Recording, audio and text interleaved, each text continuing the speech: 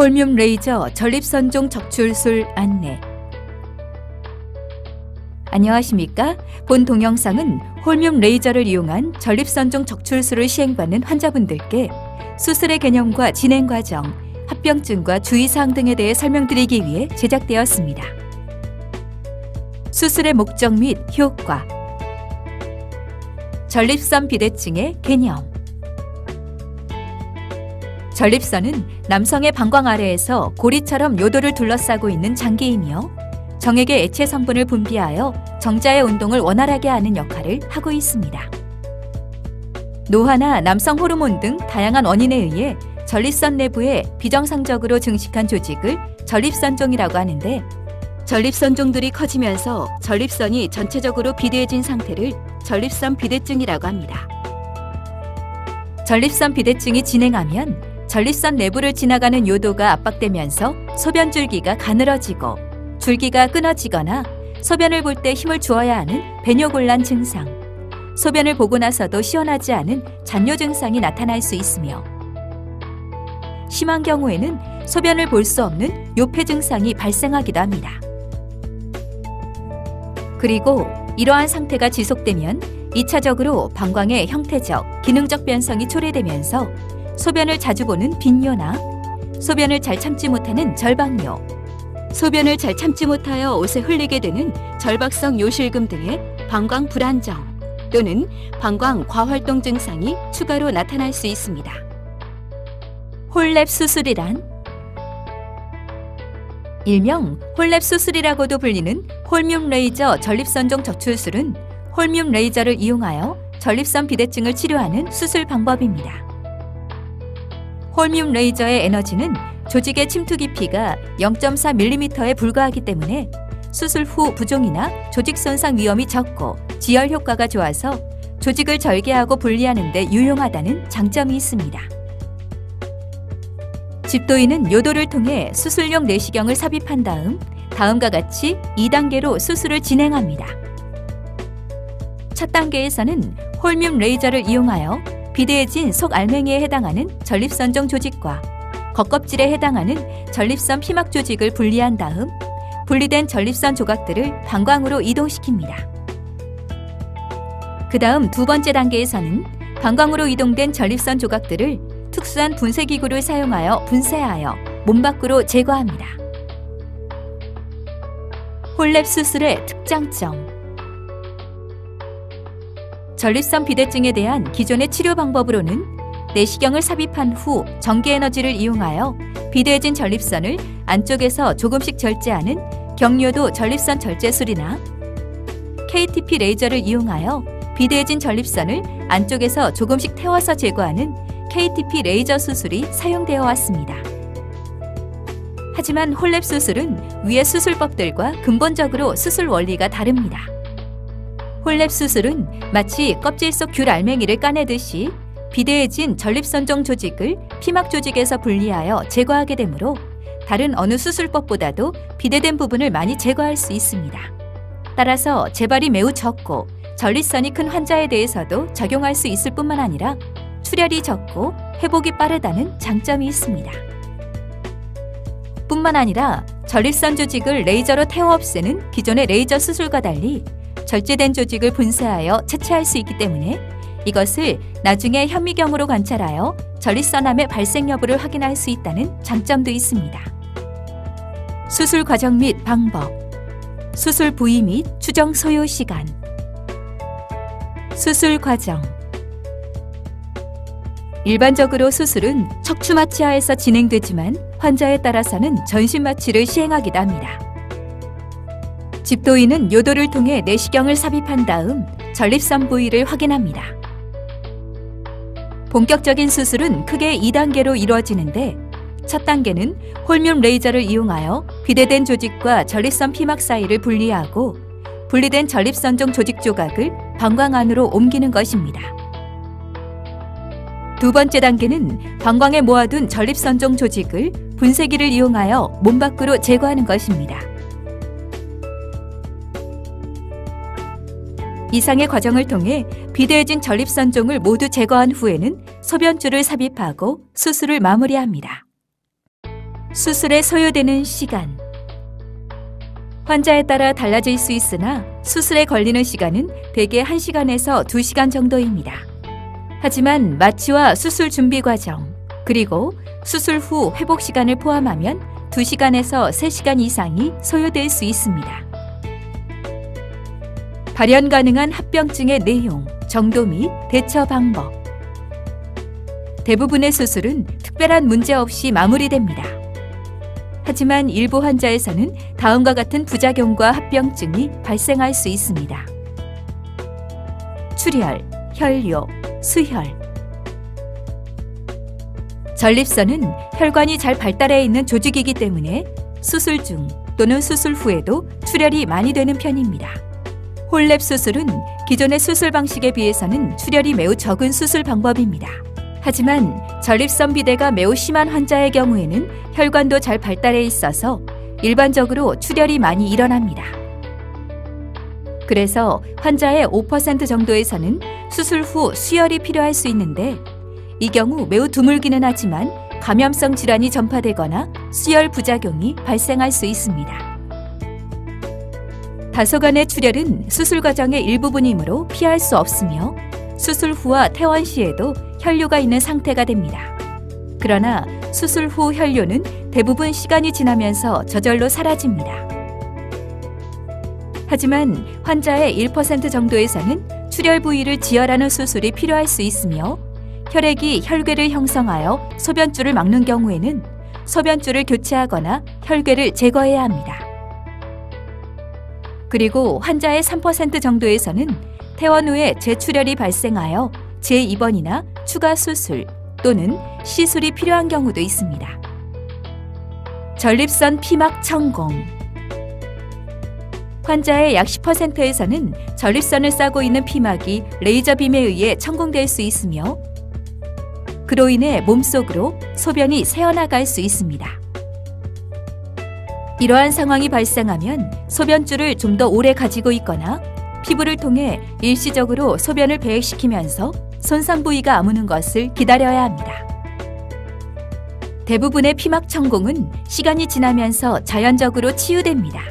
하지만 유출된 소변으로 인해 복막염이 발생할 위험이 있다고 판단되는 경우에는 개복 수술이 필요할 수 있습니다. 요관입구 손상. 환자의 약 1% 정도에서는 수술 중 레이저빔에 의해 요관입구가 손상될 수 있습니다. 대부분의 경우에는 별다른 치료가 필요 없지만 환자에 따라서는 요관 부목을 삽입해야 하는 경우도 있습니다. 방광 손상, 방광 천공. 절제한 전립선을 요도 밖으로 꺼내기 위해서는 조직을 잘게 갈아서 흡인하는 분쇄기를 이용해야 합니다.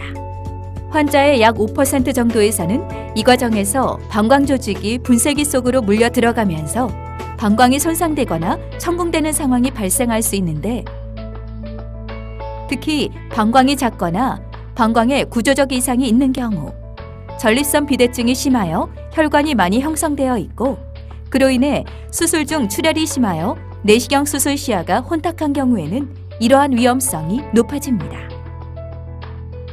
수술 방법 변경.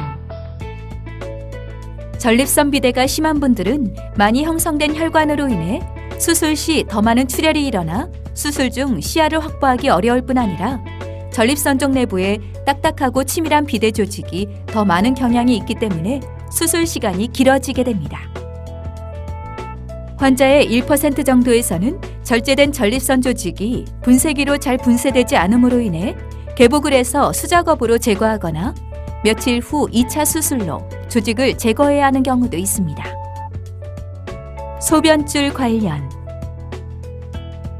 소변줄로 인해 요도나 아랫배에 불편감이 느껴질 수 있으며 환자에 따라서는 소변줄 주변으로 소변이 누출되기도 합니다. 그리고 수술 후 소변줄을 제거하고 배뇨를 시작하였으나 잔뇨량이 너무 많거나 배뇨를 잘 하지 못하는 경우에는 환자의 상태가 호전될 때까지 소변줄을 다시 삽입해야 합니다. 요로 감염. 요도를 통해 감염이 일어날 경우 요도염이나 방광염이 발생할 수 있습니다.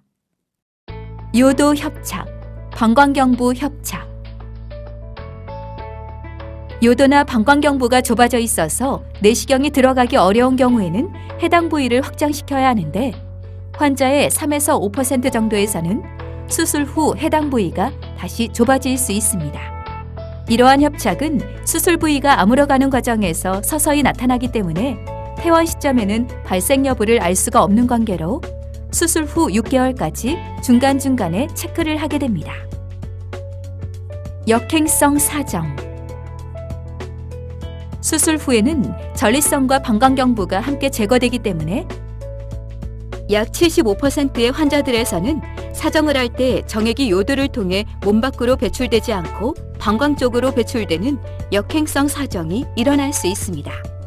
일반적으로 이러한 역행성 사정은 영구적으로 지속되지만 그로 인해 신체에 다른 의학적 이상이 초래되는 경우는 거의 없습니다. 하지만 이러한 문제가 본인에게 심각한 문제라고 생각되거나 추후에 자녀를 갖기 원하는 분들은 본 수술을 받지 마시고 수술 전에 반드시 의료진과 상의하여 주시기 바랍니다. 발기부전. 수술 후 약 15%의 환자에서는 발기부전이 유발될 수 있습니다. 요실금 및 배뇨 관련 증상. 수술 후 소변줄을 제거한 다음에는 일시적인 요실금이 나타날 수 있습니다. 이러한 요실금은 수술 6주 정도가 되었을 때 환자의 약 10에서 15% 정도에서 발생하지만 수술 후 1년 정도가 지나면 약 1.8% 정도로 줄어들고 증상도 점차적으로 호전됩니다. 오랫동안의 방광 변성에 의한 수술 후 절박뇨, 빈뇨 증상.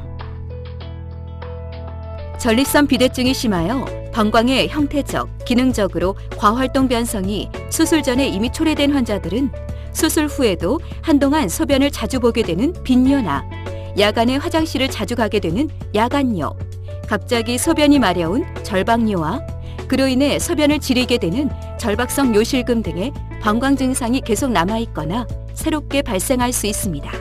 하지만 이러한 증상들은 일반적으로 수개월 정도의 시간이 지나면서 자연적으로 점차 호전되어 가기 때문에 너무 걱정하실 필요는 없습니다.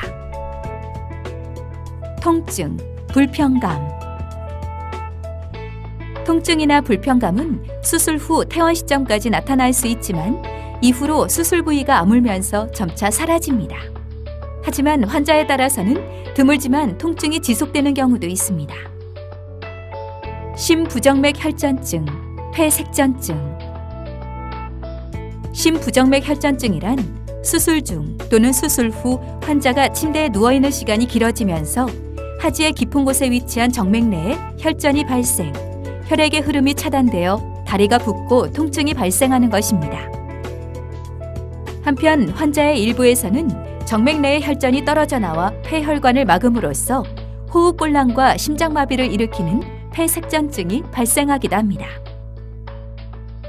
특히 고령 환자나 비만한 환자, 심장질환자나 침대에서 잘 움직이지 못하는 환자 등은 하지정맥 혈전증의 발생 위험이 상대적으로 높기 때문에 압박 스타킹을 착용하고 조기에 보행 운동을 시행하여 혈류가 정체되지 않도록 예방하는 것이 중요합니다. 기타 합병증. 일반적으로 전립선 수술을 받는 환자들은 나이가 많고 동반질환을 가진 경우도 흔하기 때문에 수술과 마취 전후로 정신혼돈이 나타나거나 심근경색이나 심정지 등의 심혈관계 합병증이 나타날 수 있으며 매우 드물지만 환자가 사망하는 경우도 발생할 수 있습니다. 수술 관련 주의사항. 수술 전 주의사항. 이전에 약물 부작용을 경험한 적이 있거나 지혈에 영향을 미칠 수 있는 약물을 복용하는 분들은 사전에 의료진에게 말씀하여 주십시오. 금식은 수술 전날 밤 12시부터 시작합니다.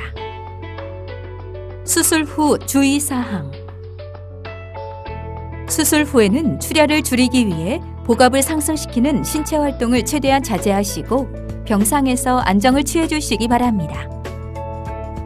하루에서 수일 정도가 지나면서 배출되는 소변 색깔이 호전되면 소변줄을 제거하고 스스로 소변을 보게 됩니다.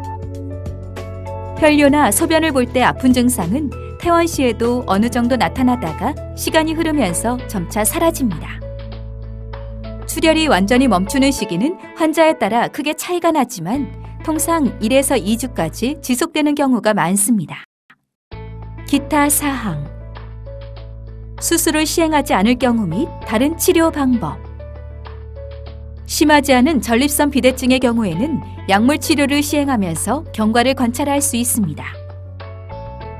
하지만 증상이 심해지면서 소변을 볼 수 없는 요폐 증상이 발생하거나 반복적으로 혈뇨가 나타나는 경우, 전립선 비대로 인해 방광 내 결석이나 방광계실이 동반되는 경우, 다량의 잔뇨로 인해 요로 감염이 반복적으로 발생하는 경우, 정체된 소변으로 인해 요관이 늘어나는 수신증이나 신장 기능 저하가 동반되는 경우에는 수술을 고려해야 합니다. 전립선 비대증을 치료하는 다른 수술 방법에는 개복 수술을 통해 전립선을 절제하는 방법이나 요도를 통해 내시경을 삽입하여 전립선을 절제하는 경요도 절제술, KTP 레이저를 이용하여 전립선 조직을 태워 없애는 방법 등이 있는데 의료진들은 각 치료 방법의 장단점과 환자분의 상태를 종합적으로 고려하여 최선의 치료 방법을 권해드립니다. 기타 추가 설명. 제거된 조직은 병리과로 의뢰되어 조직 검사를 시행하는데 환자의 약 6에서 15% 정도에서는 조직 내에서 암이 발견되는 경우도 있습니다. 이러한 경우에는 종양 전문의에게 의뢰하여 추가적인 검사와 치료를 받게 됩니다. 수술 후 보다 정확한 진단을 위해 추가로 특수검사가 시행될 수 있으며 이 경우 추가적인 비용이 청구될 수 있습니다.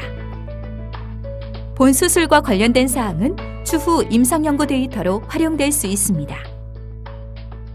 지금까지 홀뮴 레이저 전립선종 적출술에 대해 설명드렸습니다. 감사합니다.